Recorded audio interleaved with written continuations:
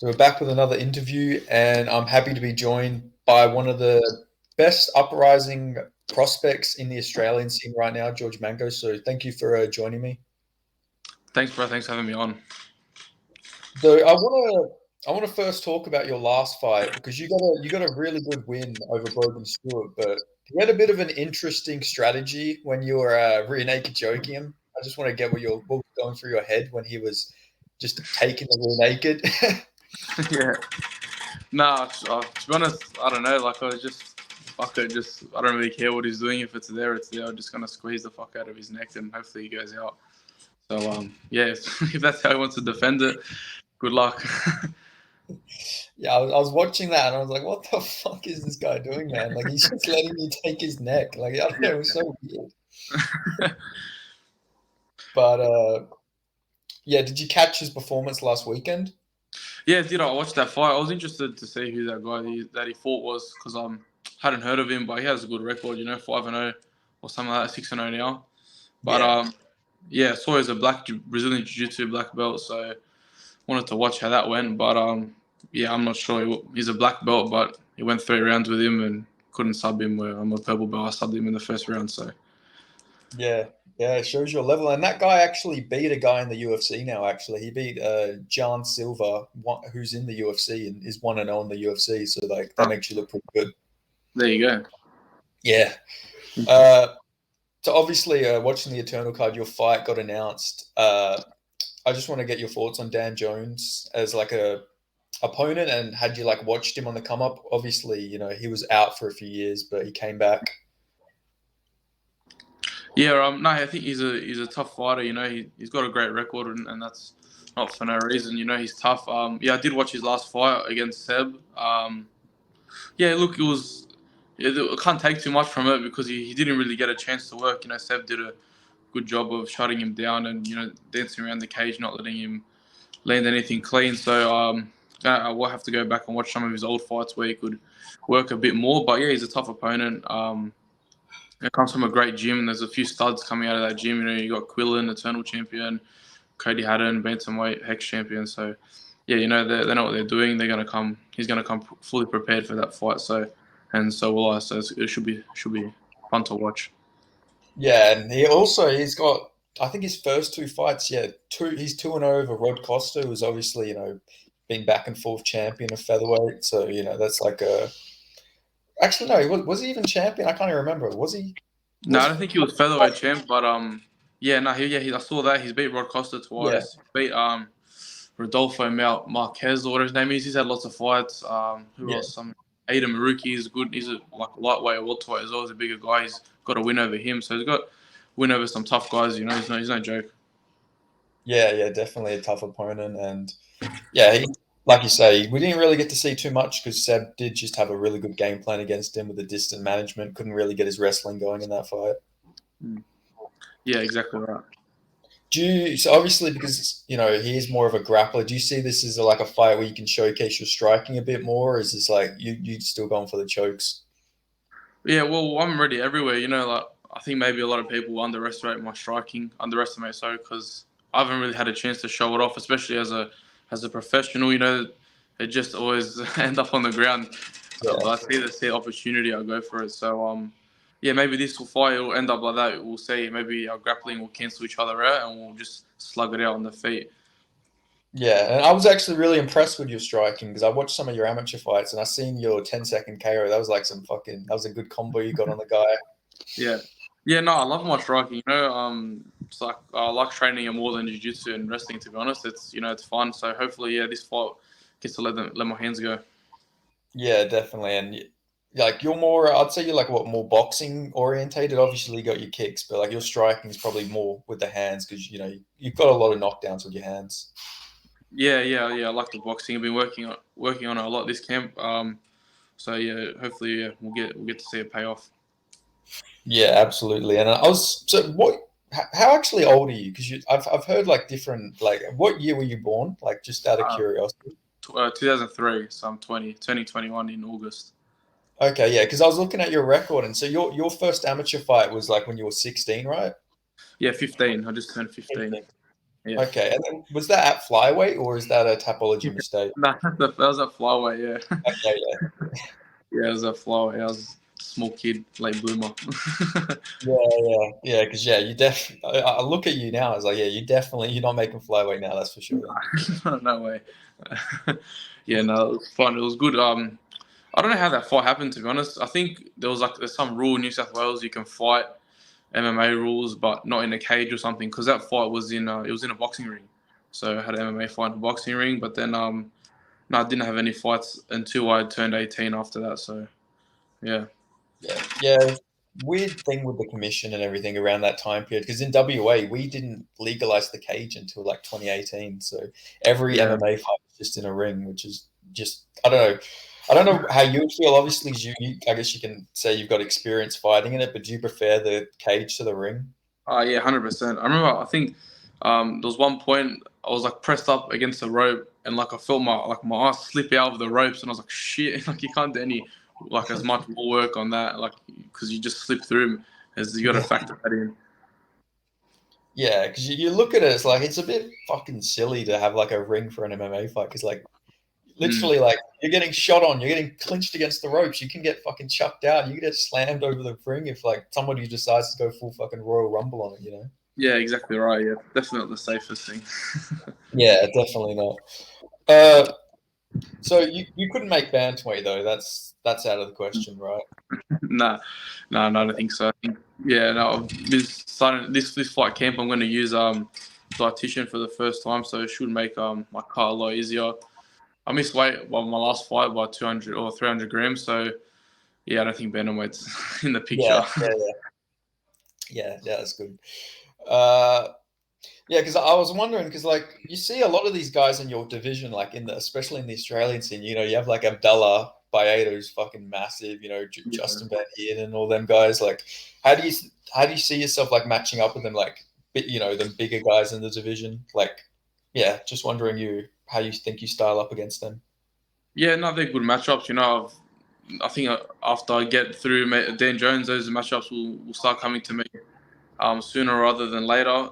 Yeah, I've got no problems with working with bigger guys. I train with a lot of bigger guys, lightweights, welterweights. So someone with that height or with that size doesn't bother me too much. Yeah, I work with people like that all day. So yeah, it's nothing new to me. Yeah, and obviously you've probably seen the news that Khan Offley is like off to the Ultimate Fighter. Yeah, that's huge. That's good. So well, yeah, I guess that makes Abdullah that unified champion now or whatever, not interim. But that's huge for it's always good when Aussie gets signed up. So hopefully, not far around the corner. Yeah, yeah, exactly. Especially like, I feel like it's always good when guys, especially in your weight class, get signed. And then obviously it shows that people like the UFC are looking for guys in your weight class and stuff like that. Yeah, yeah, exactly. Yeah, 100%. And so obviously, you're of Greek heritage. Were you born in Australia or were you born in Greece? Yeah, no, I was born in Greece. I'm sorry, I was born in Australia. My family, my grandparents, all four of them, they were born in Greece.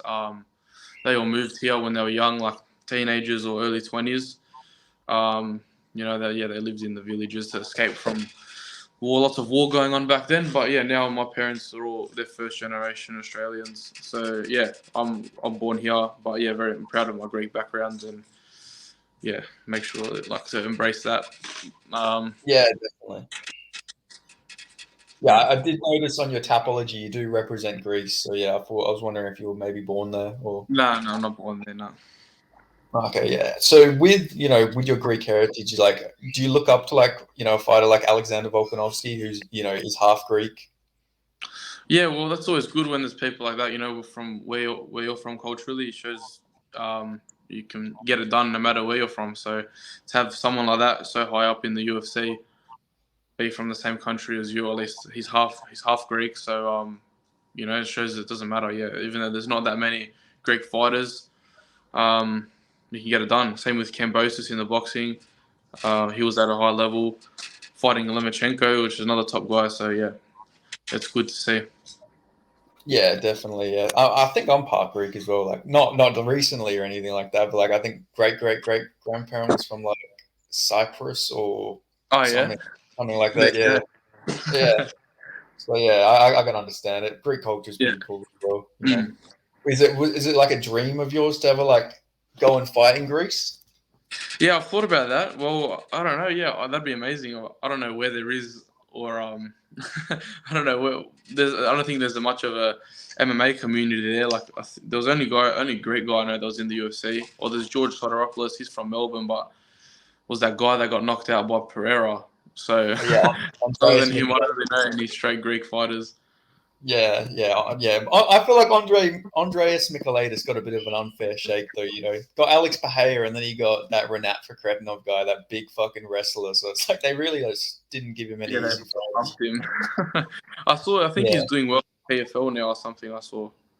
Yeah, he fights for Octagon. I think he's fighting for $1 million or something like that. Some Oh, like right. yeah, big Yeah, cash prize. So yeah, good. yeah, that's good for him. Yeah, and I think it's probably better for him to go get some more experience because you know gets a big ass guy like Alex Pereira, then he moves down a weight class and he gets the fucking biggest welterweight you can get. It's like they were just not giving him any easy fights. Yeah, that sucks. I don't know. That's someone out from, I guess. Yeah. Yeah. So looking at the landscape of the division, you know, obviously, you know, Khan Offley off to the Ultimate Fighter. You know, are you an exclusive Eternal Fighter? No, no, not exclusive, but they've been getting me matchups lately. They've been treating me well, so yeah, they got me another matchup. So I'm more than happy to fight there. But yeah, no, I'm not exclusive. I'll be happy to fight anywhere on Hex. Hex looks like a great show. Um, but yeah, not exclusively to Eternal. So say with a win, you know, against Dan Jones, if you were to pick which champion you could fight, would you rather fight Justin Van Heerden? Would you rather fight Abdullah Baeda? That's a good question. Um, None of them are easy fights, so it's hard to say. You just got to pick where you want to pick your battle. Like you want to get through that long reach, or from Abdullah, or have to deal with the strength and wrestling of Van Heerden. Well, I guess coming off a win to Dan Jones, I'd probably rather fight Van Heerden. Sort of similar styles, like wrestlers and stuff like that. So would make that easy to back up. I'd probably say Van Heerden, especially fighting on Eternal 3 times. Go get that Eternal strap. Yeah, definitely. And you know, a fight with you and Khan Offley, you know, that would have some historical importance there. Yeah, 100%. Definitely the Turks versus the Greeks. Yeah, it goes way Yeah. back.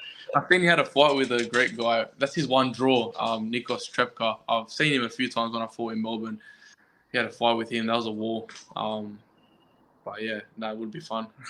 Yeah, no, it's always good when you can get like those sorts of rivalries. It's like the Georgians with the Russians, the Turks with the Greeks. Yeah, it's always good to have them types of matchups. Definitely 100%. So actually, what was your actual introduction into martial arts? Like, why did you start training, and when did you know you know this was the life for you? I don't even remember starting, to be honest. I started when I was 8. Like I just always loved that sort of stuff. Like I never was into like WWE. I never watched that, but I love just wrestling on my mates and my cousins, just mucking around like that. Actually, my uncle was a Taekwondo champion in Australia. So always he would like hold pads for me, sort of, when I was really young. And yeah, my dad also wished like he had done it, but with like immigrant parents, they don't really care about playing sports and stuff like that. So he never had a chance to do that. So yeah, they chucked me in there. I was 8, not to fight or anything, just to have play a sport and be able to take care of myself. But yeah, I always did really well. And then when I was training always like 2-3 days a week. When I was about 13 or 14, I'll say, then I pulled the plug on playing soccer at the same time. I was doing both, and yeah, I just started training every single day, 5 days a week. I've been training at least 5 days a week since I was 13, and yeah, originally I didn't want to fight at all. Like people would like knew I trained and stuff, and they asked me if I'd have a fight. I was like, "Fuck no, there's no way I'll get in that cage and just get punched in the head." But here we are. So I used to want to be a physio, but yeah, no, that shit's too boring. Yeah, decided you'd get in the cage and get hit in the head, and you realize you're actually really good at it, so you can't turn back Yeah, now. yeah. My first fight, my old coach, he just you just said I got you a fight, and I was like, fuck. Like we didn't discuss it, like saying, oh, I'm gonna fight soon or whatever. He just was like, yeah, that's it. You're ready to go. Had about, I think it was like 6 weeks or something, and yeah, and then from there it was good. Yeah, and here you go, 9-0 now, combined pro and amateur. So yeah, I guess it was a good decision. Yeah, exactly right. Yeah, and I haven't looked back since. So it's fun, once you do something so extreme, it's hard to just go back to doing normal things for fun. So yeah, being that in that high pressure situation, it's good. Keeps feeling alive. Yeah, definitely. And is like MMA the only combat sport you've competed in, or have you done like boxing, kickboxing, maybe some jiu-jitsu Oh no, comps? I've done jiu-jitsu comps. I've had two kickboxing fights. I got 1-on-1 as a kickboxer. I lost my first one at lightweight against a tall guy, and then I won my second one, my first round TKO. So 1-on-1 as a kickboxer, and yeah, I've done a few jiu-jitsu comps like when I was younger, and I did one recently actually for the first time in like 4 or 5 years. So yeah, but not as much experience in other stuff, mainly MMA. I haven't had any boxing fights. Yeah. I just thought it's always worth checking because yeah, you find a lot of these like younger guys like yourself. Seems like everyone tries a bit of everything. So yeah, I thought it was Mm. worth asking. Yeah, mainly as well for kickboxing because like that period when I had my first MMA fight, and then there's no real like rules to fighting in a cage when you're under 18. So that's when I had those two kickboxing fights because you can do kickboxing when you're underage when you're not 18 yet. So yeah. Oh yeah, so this was yeah. Was this before your amateur debut or? No, after I had that one, and then I didn't have any MMA fights. Had two kickboxing fights, and then turned 18, and then yeah, had my first MMA fight at Alliance. Then I moved from then.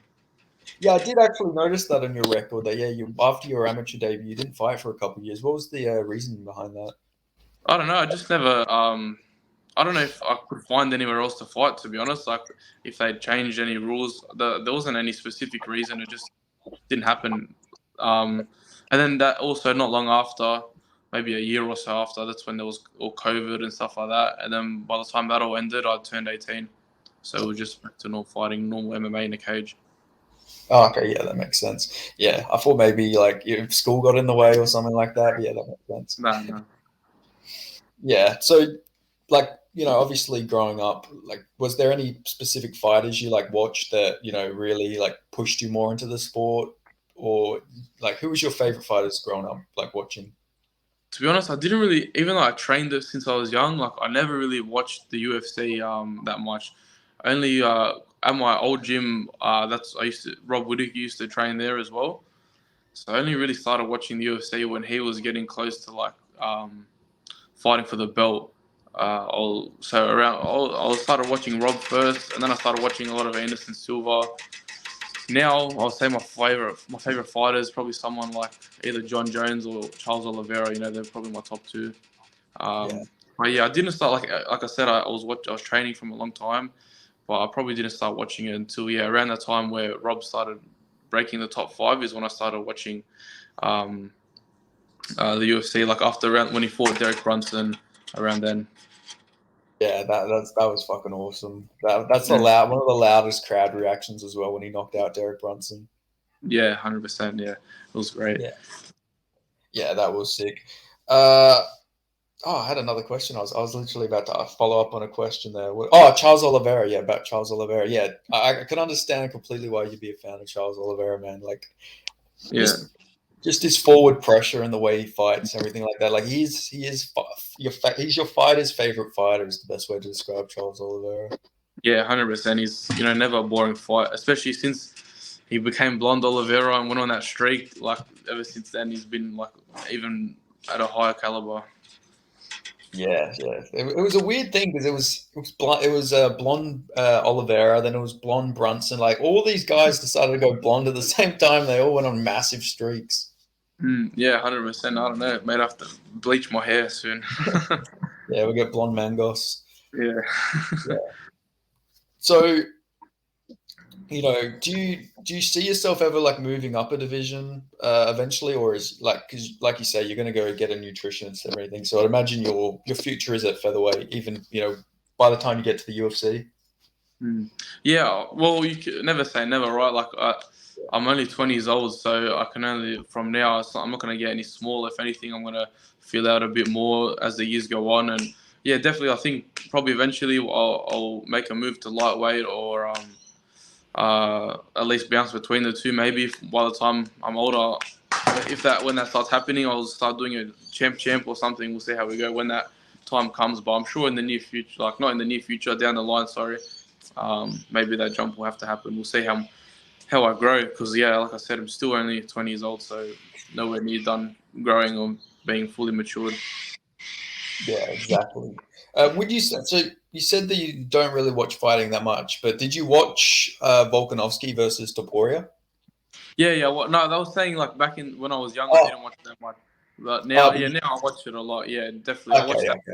before. Yeah.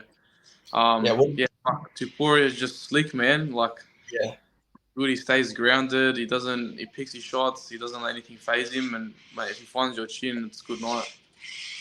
yeah, for sure. And is that like, do you look at that and you think, fuck, man, like that's a fight I want down the line? Like, obviously, long way away, probably, but like, do you look at that and you think, fuck, I'd love to test my skills against him?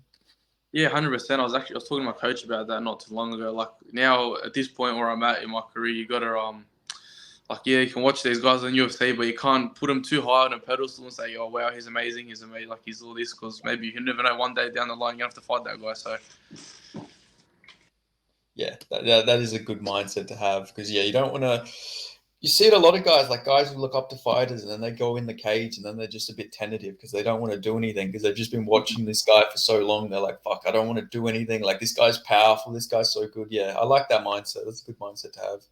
yeah, you never like by that time, start cracking the UFC and top 15. These guys might be on their way down while I'm on my way up, and we might have to cross paths. You never know. So Yeah, definitely. Is there like any specific fighter you really want to fight? Like, do you have a dream fight if you make it to the UFC? Which I think you're going to make it to the UFC. Like not to toot your own horn or anything like that, but I think you are going to be in the UFC one day. Just yeah, to tell you that. nah, thank you. No, honestly, I've never really thought about a dream fight.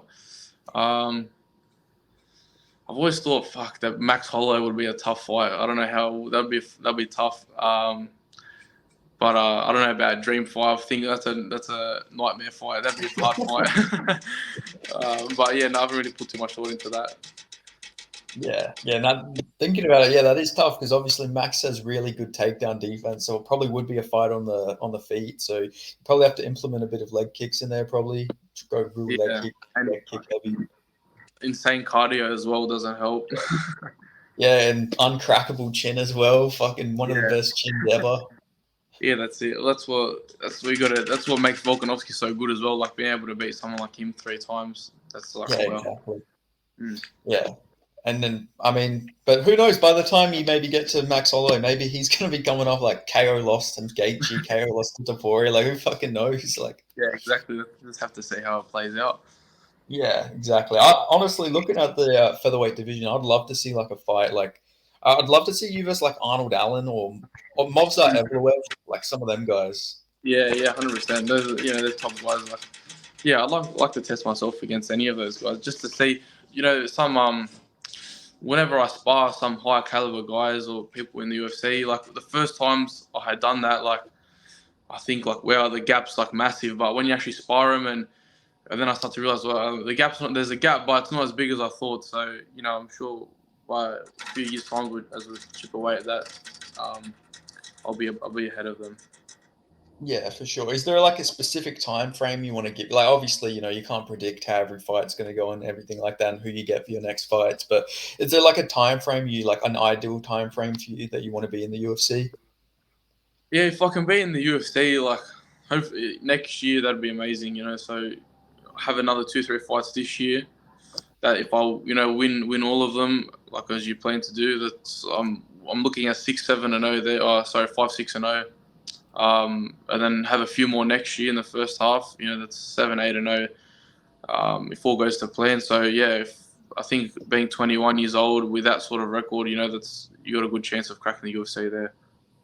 Yeah, definitely. Yeah, and especially when you look at guys like Tom Nolan, who he went 5-0 and he was pushed right into Dana White Contender Series. So it is good. Like, that the UFC are looking for undefeated guys in Australia. So just a few Yeah, more wins. definitely, 100%. Sorry, were you going to say something? I didn't mean to interrupt there. No, no, that's right. No, I agree. Stay 100%. So, yeah, that's the plan. Keep winning, but take it one fight at a time. Get through Dan Jones and get through whoever they give me next. Yeah, exactly. Yeah, don't look past anyone, but yeah, just focus on that opponent, like you say. Yeah. Yeah. So, oh Jesus, sorry. Yeah, just so like looking at the landscape of like the Australia scene, do you have any like specific fighters on the scene you like to watch fight? Like personally, they don't have to be in your division, but just like in general. Um, yeah, there's a few exciting guys. Fuck, you can't go past Harry Webb. His last fight took out Abdullah. Well, like he's never Yeah, been finished like that, so he's an exciting guy to watch. Quillen's looks really sharp as well. There's a lot of good guys in that lightweight division. I've seen Quillen fight a few times. When I fought in Perth against Aaron McConnell, he was that's when he took out Blake Donnelly in like 30 seconds. That was impressive. Yeah, there's lots of good guys on the scene. Australian MMA is looking great right now. yeah, definitely. Yeah, and yeah. Harry Webb's KO over Abdullah, like that shit was fucking crazy. Like, Yeah, had to tune into that one because Abdullah's like he floats between both the weight classes. I had a feeling Harry could get it done. He's just the type of guy to get that done. So, good on him. yeah, and it's just a fun style to watch as well. I love his style. It's one of the most like aesthetically pleasing styles to watch. Like it's very reminiscent of like Conor McGregor on his karate run, like featherweight run. Yeah, yeah, I get what you mean, 100%. Yeah, got that same stance and everything. KOs people. Obviously, not exact same, but he's got his own spin to it. But yeah, it's just a good style to watch. Yeah, 100%. And you've got some fucking badass teammates, by the way. I'm sorry, I'm gonna forget his name off the top of my head. He's a Moroccan guy, but he KO'd Julian Yeah, last. Marwan, he's a stud, man. He came over to our gym. Fuck, it might not even been that much more than a year ago. I think this time last year he was just having his first few amateur fights under our team. He came over from Morocco as a kickboxer for a kickboxing championship. And then he met some of our boys in the local gym in the sauna, and we said, yeah, come down, have a spar, train together. And yeah, I think he thought he was gonna walk through all of us, but we gave him a good run for his money, and he liked that. He liked the challenge. And yeah, fuck, he's fought through it with us ever since. So he's had a really good amateur career. I think within like 1 and a bit years, he went 6-1 as amateur. Um, Medaled in the Gamma World Championships, and that's he took out some tough guys like pros fight in that, and he took out some undefeated pros to get to that bronze medal. So yeah, he's taken out some guys with a bit of hype, in Sydney. So there's one guy he knocked out in the first round. I think that might have been his last amateur fight. So he's doing really well. And then yeah, took that opportunity at featherweight, short notice, against Julian, and yeah, made the most of it. Now he's looking sharp as a good prospect, another featherweight to add to the list. Yeah, absolutely. Yeah, I watched that fight and I was like, I hadn't properly heard of him before. I had been told about him, but watching that performance, like Julian's a really good wrestler and he just fucking starched him. Like, yeah, that was just a fucking amazing performance by him. Yeah, that's it. He's got good wrestling defense too. Like Yeah, he trains with people like there's guys like me and everyone else in the gym that we've got good wrestling. So he has to deal with that all the time. So he's no stranger to takedown defense. yeah, and like looking at your gym, who are like some other like big prospects or just like some of your main training partners you train with? Because you mentioned you train with a lot of bigger guys as well. Yeah, yeah, we've got a few. We've got a couple welterweights. Still amateurs. We've got Mike Stanoff's another one of my main training partners. He's fighting on the same card as me. He's a stud too. Moving down from lightweight to featherweight, he's going to be a problem. So he's going to be someone else to look out for. We'll be both at the top there. He's a fucking thick guy. He's got lots of power. So he's going to be someone to look out for. So. Yeah, and I remember he badly rocked Don Marfan in their fight as well. Like, Yeah, it's a shame his record doesn't speak for how good he is. He's 3-3 as a pro, but fuck, like you said, he hurt Dom in that fight, And Tim Schultz, he had him. I had thought he was going to win. He had him flattened out fully on his back, ground and pound heavy shots. Couldn't get the choke in the first round, and then just fights turned around and didn't go his way after that. But he's someone to look out for sure. Yeah, for sure. He's a tough guy, and I've heard a lot of good things. Like he's one of the only guys that will accept any fight you give him. Like he's not a guy who's like ducking or anything like that. Like he'll fight everyone. Yeah, definitely 100%. I feel like we need more guys like that in the Australian scene because it seems like there's just I don't know. It seems like there's some. It might have to do with the whole politics and stuff like that with the promotions as well. But it seems like there's so many fights that should have happened by now. But especially in like the featherweight and lightweight divisions. Yeah, so I told you, look at that Van Heerden and Abdullah, like that fight been in the talks for ages, but just maybe because of that, like you said, the promotions, which one is it going to be on is the problem. Yeah, exactly. And then also you got to factor in Khan Offley as well. Like the fact that Justin hasn't fought Khan or Abdullah hasn't fought Khan or Justin. It's just go around in circles. The fact that none of them three have fought each other is crazy to me. Obviously, it's none of their faults. But... Yeah, exactly right. It would be nice if we could just get the best fighting the best sometimes. Yeah, for sure. Because you look at a lot of these guys. Like, you can go. I'm not saying like that these guys do that, but you can go can crush. But it's not really going to further your career if you're not fighting like the good guys coming up. Yeah, definitely. Yeah, because you look at the guys you fought some pretty tough guys already in your career. Like Aaron, his pro record might not speak to it, but he beat Tom Nolan in the amateurs. Like that's a fucking solid win to have. Yeah, that's it. He was like 3 or 4-0 as amateur or something, or knockouts. 1-0 as a pro knockout. Golden Gloves boxer. So he had lots of credentials behind him.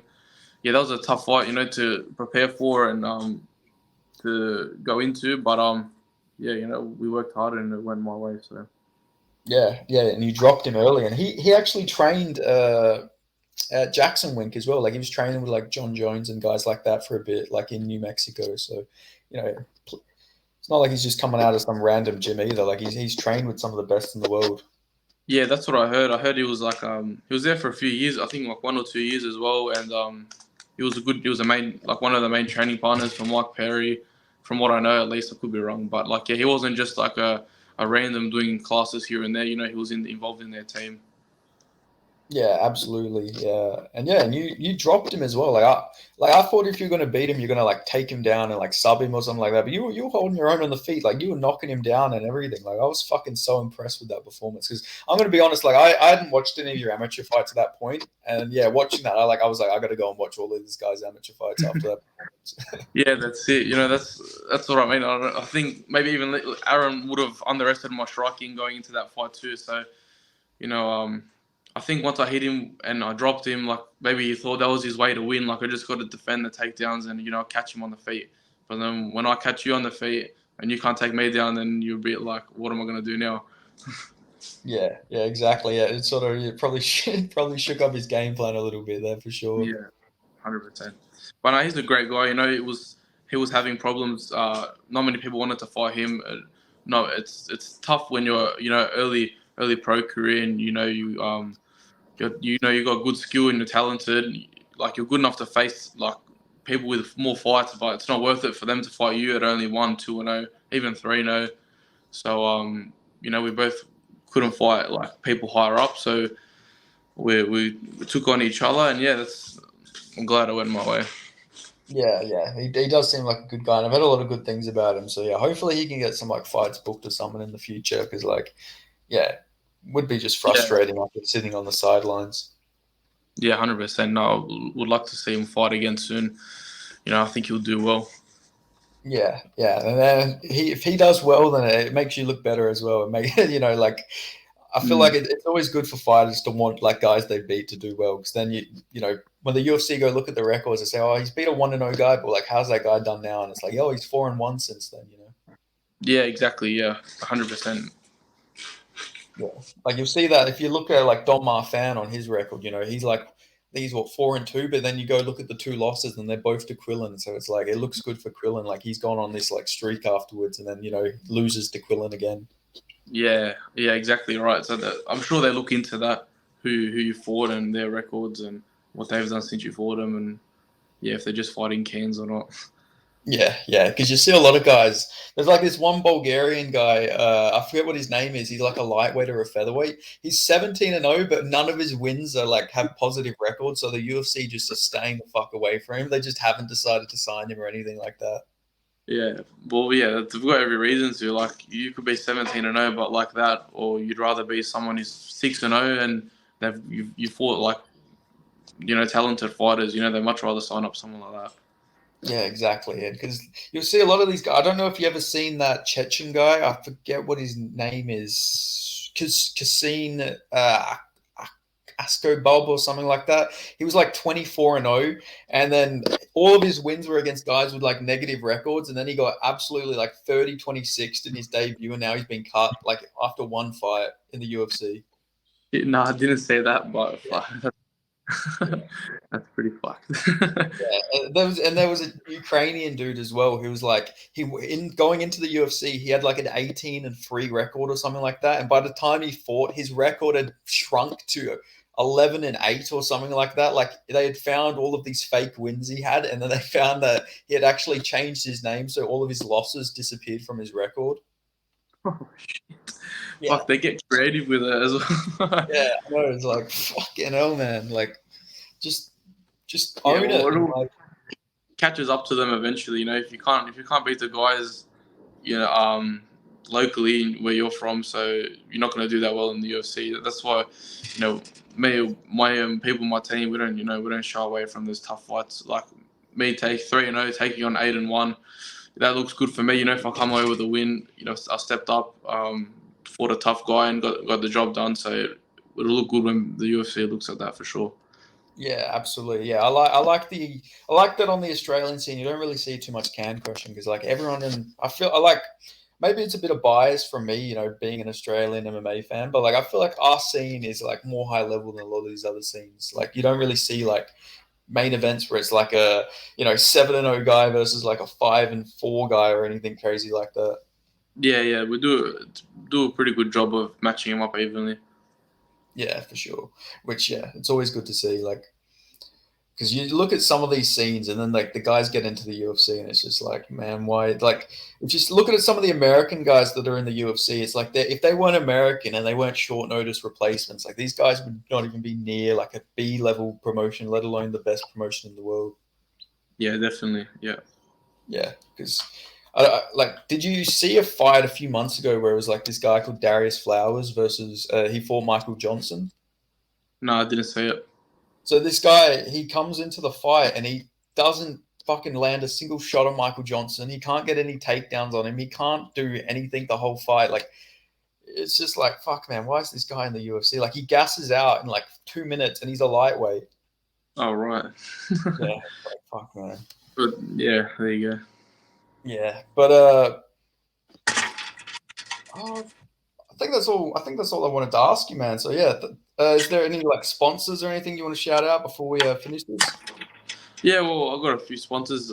Thanks to Immaculate Air, Color FX Painting, Static Coatings Australia. The list goes on. There's like heaps of guys that are behind me, helping me get ready for this fight. Especially for this fight, they're a big help because every fight I've had up to now, I've been working full time, 5-6 days a week as an apprentice. But now I've finished my apprenticeship, and this fight is the first fight I've stopped working, and I'm just going to be training full time for this one. So going to see hopefully another level of to my game because yeah, I'm going to be doubling, tripling my times on the mats than I have for any previous other fight. So should be good. Yeah, no, you always like to see that as well for fighters because you'll always see it with like JDM did that as soon as he like went full time like training and everything like that. You just seen the level of his game improve. So yeah, I feel like we're going to see an improved, like an even better George Mangos come the next Eternal card. Yeah, hopefully that's the plan. So yeah, we'll see how it goes. Yeah, and yeah, good luck for your fight, man. Thank you, bro. I appreciate it a lot. Thanks for having me on. Also, Yeah, thanks for chatting. I appreciate it, man. no worries. And yeah, so thank you guys for watching. Make sure you like this video, subscribe if you aren't already. I'll see you guys next time. Peace.